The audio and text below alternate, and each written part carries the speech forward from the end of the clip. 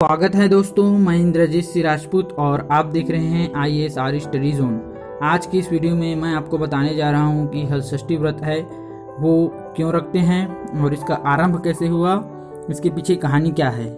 तो वीडियो को शुरू से अंत तक जरूर देखिए। वीडियो अच्छा लगे तो लाइक, सब्सक्राइब, कमेंट और शेयर करना ना भूलें। तो सबसे पहले मैं आपको बता दूं, जो हलषष्ठी व्रत है वो जो माताएं हैं वे अपने पुत्र की दीर्घायु के लिए रखती है, और जो हलषष्ठी माँ हैं उनकी रक्षा करे, इसलिए जो माताएं हैं, जितने भी माताएं हैं, वे अपने पुत्र की प्राप्ति के लिए इस व्रत को रखती हैं। तो ये जो उपवास है उसको भादो पक्ष के षष्ठमी के दिन इसको रखा जाता है, व्रत है उसको रखा जाता है। तो इसके पीछे क्या कहानी है इसको हम बात करेंगे, और चलिए तो मैं आपको बताता हूँ इसके पीछे क्या कहानी है। ध्यान से सुनिएगा। एक समय द्वापर युग में श्री कृष्ण और राजा युधिष्ठिर एक जगह बैठे थे। राजा ने पूछा कि हे महाराज, पुत्र से संबंधित मनोकामना पूर्ण करने वाले उत्तम व्रत कौन कौन हैं, कहिए। श्री कृष्ण जी बोले कि हे राजन, हलषष्ठी के समान दूसरा व्रत नहीं है। राजा ने पूछा कि हे महाराज, यह व्रत कब और कैसे प्रकट हुआ। श्री कृष्ण जी बोले कि हे राजन, जब मथुरापुरी में कंस राजा हुए, जिनके वश में सभी देवता और असुर हो गए, उस प्रतापी राजा की देवकी नाम की एक बहन हुई। जब विवाह के योग्य हुई तब वासुदेव जी के साथ उनका विवाह करके विदा करने लगे। उसी समय आकाशवाणी हुई कि हे कंस, जिसको तू प्रेम से पहुंचाने आया है, इसके गर्भ के बालक से तेरी मृत्यु है। इस वाणी को सुनकर कंस ने क्रोध से देवकी और वासुदेव को कैद कर लिया। उस जेल खाने में देवकी के बच्चे होते गए और कंस मारता गया। इस तरह 6 बच्चों के मरने के बाद श्री नारद जी ने देवकी से मिलने आए। उसे उदास देखकर उसका कारण पूछा। देवकी ने पुत्रों के मरने का हाल बताया। श्री नारद जी ने कहा कि हे बेटी, दुखी मत हो, हलषष्ठी का व्रत करो। देवकी ने महिमा पूछी तो नारद जी ने कहा कि हे देवकी, एक पुराना इतिहास सुनो। चंद्रव्रत नामक एक राजा हुए। उनको एक ही पुत्र था। इस राजा ने एक तालाब खुदवाया, परंतु उसमें जल न रहे, सब सूख जाए। राहगीर तालाब को सूखा देखकर वापिस हो जाए और राजा को गाली देने लगे। राजा सुनकर दुखी हुआ और कहा कि मेरा धन व धर्म दोनों गए। रात को स्वप्न में वरुण देव ने कहा कि हे राजन, अपने लड़के की बलि दोगे तो तालाब में पानी रहेगा। राजा ने मंत्री व अन्य सभासदों को स्वप्न सुनाया और कहा कि चाहे तालाब में पानी रहे या ना रहे, मैं अपने इकलौते लड़के की बलि नहीं देऊंगा। इस बात को राजकुमार ने सुना और बोला कि मैं खुद बलि हो जाऊंगा, जिससे मेरा और मेरे पिता दोनों का यश होगा। ऐसा कहकर तालाब के समीप जाकर भीतर बैठ गया। क्षण भर में तालाब भर गया, कमल खिल गए, तालाब के सभी जीव बोलने लगे। इस बात को सुनकर राजा बहुत दुखी हुए और वन को चले गए। वहाँ 5 स्त्रियां व्रत की पूजा कर रही थी। राजा के पूछने पर उन्होंने बता दिया। राजा लौट आए और रानी से कहा, हे रानी, तुम भी इस व्रत की पूजा करो। रानी उसी दिन से व्रत रहकर पूजा करने लगी। पूजा के प्रभाव से राजा का लड़का तालाब से निकलकर खेलने लगा। राजा सुनकर प्रसन्न हुए और लड़के को घर ले आए। तब से प्रतिवर्ष रानी हलषष्ठी करने लगी। नारद जी दूसरी कथा सुनाने लगे कि देवकी उज्जैन नाम की पुरी में एक के यहाँ 2 स्त्रियां थीं, रेवती और मानवती। इस तरह 2 सौत रहती रहीं।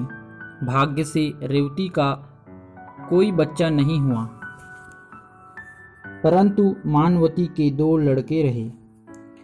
सौत के दोनों बच्चे देखकर रेवती हमेशा हाड़ रहती थी और एक दिन छल करके मानवती से बोली कि हे बहन, तुम्हारे पिता बहुत बीमार हैं और देखने के लिए तुम्हें बुलाया है, ऐसा कहकर राहगीर ने बताया है।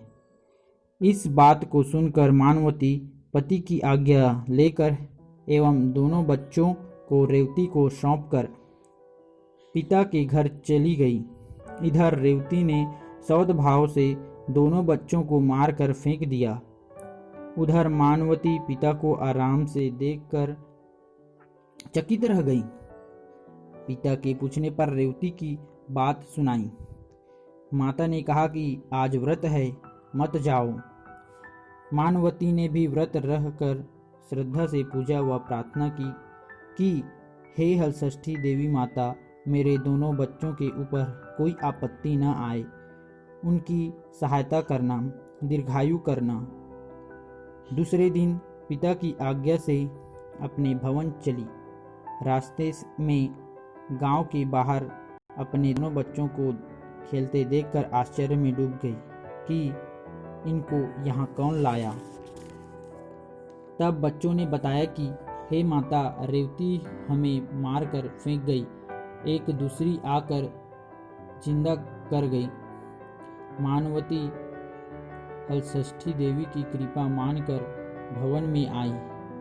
सबने आश्चर्य माना और गांव की स्त्रियां हलषष्ठी व्रत करने लगी।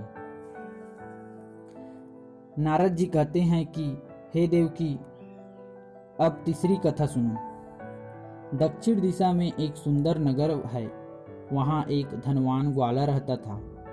उसकी पत्नी ग्वालिन बड़ी चतुर, चालाक और कृपण थी।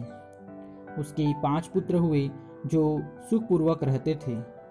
हलषष्ठी व्रत के दिन वह ग्वालिन गाय के दही को भैंस का कहकर बेच आई और इस व्रत के दिन भैंस की दही लेने की विधि है।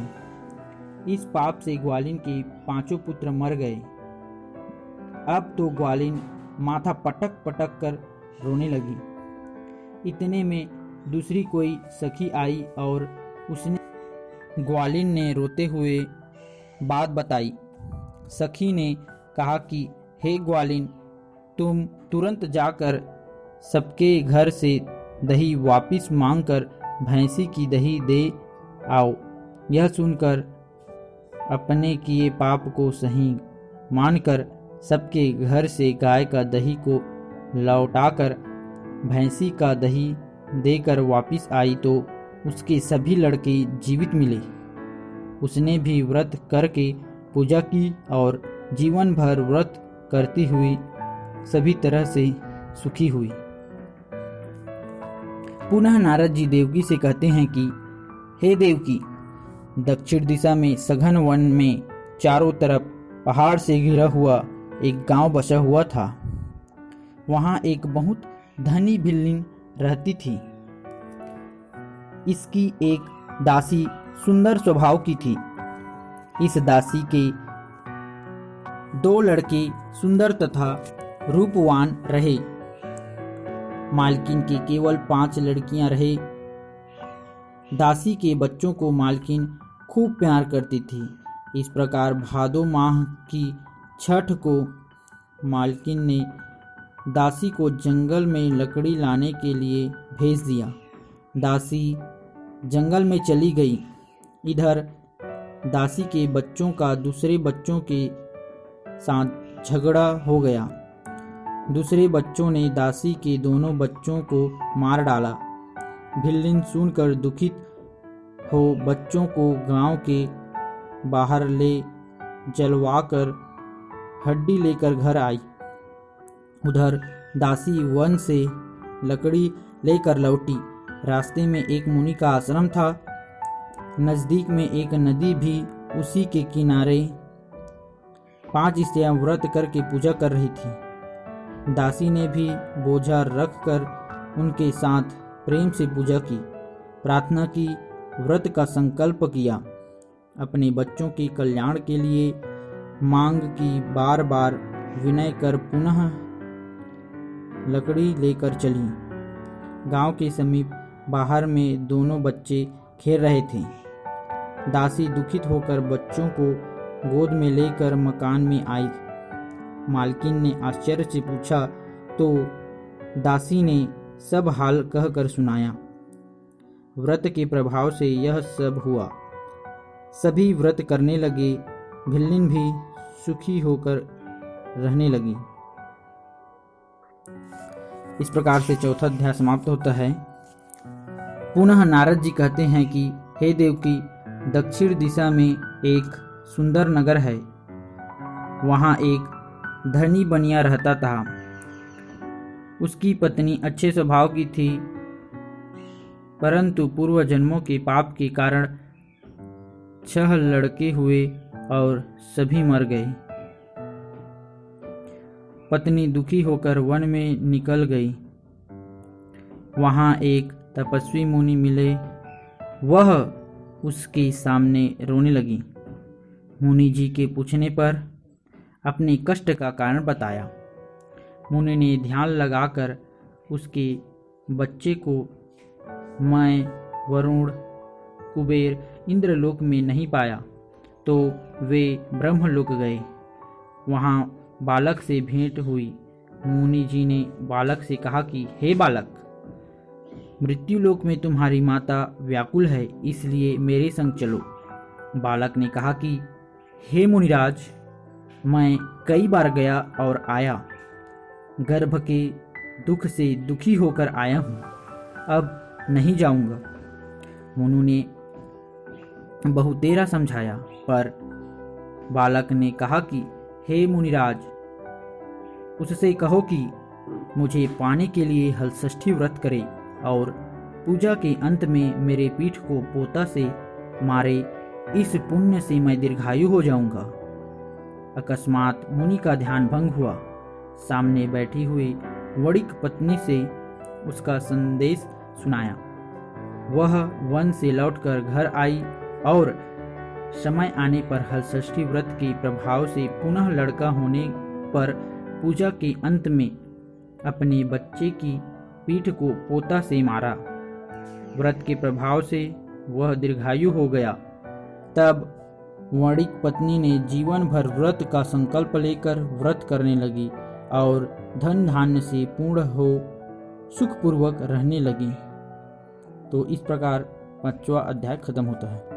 इस तरह इन सब कथाओं को सुनकर नारद जी से और राजा युधिष्ठिर ने कृष्ण जी से व्रत का विधान पूछा।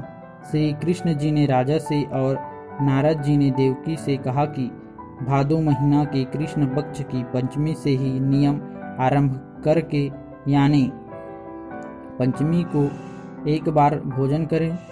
छठ के दिन अपने भवन को बाहर लीप कर शुद्ध करें। नदी, तालाब, कुआं जैसे सुविधा हो वहां स्नान करें।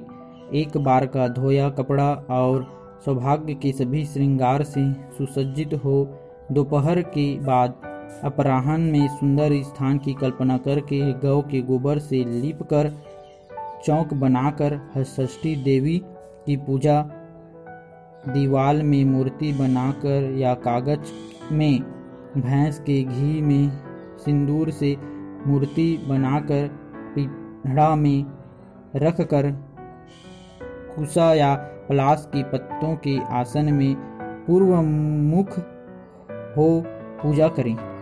पूजा स्थान में बालक के खिलौने तथा पोता रखें। कलश गणेश की पूजा कर श्रद्धा से हलषष्ठी देवी की पूजा करें। पूजा के समय पसहर के चावल का अक्षत बनावे।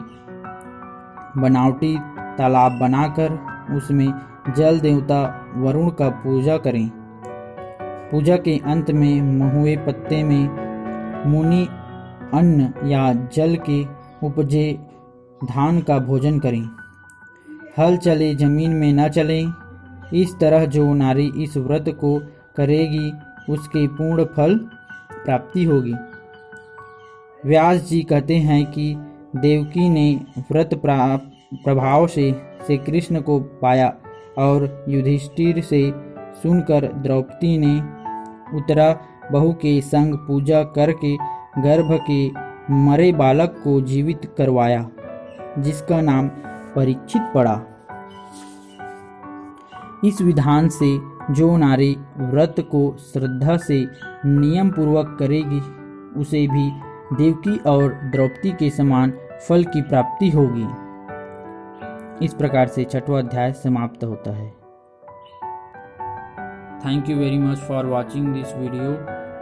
अगर वीडियो अच्छा लगे तो लाइक, सब्सक्राइब, कमेंट और शेयर करना ना भूलिएगा और बेल आइकन को भी प्रेस करना नहीं भूलिएगा ताकि हमारे वीडियो की जो लेटेस्ट अपडेट है वो आपको मिलती रहे। सो अगेन एक बार thank you very much for watching this video.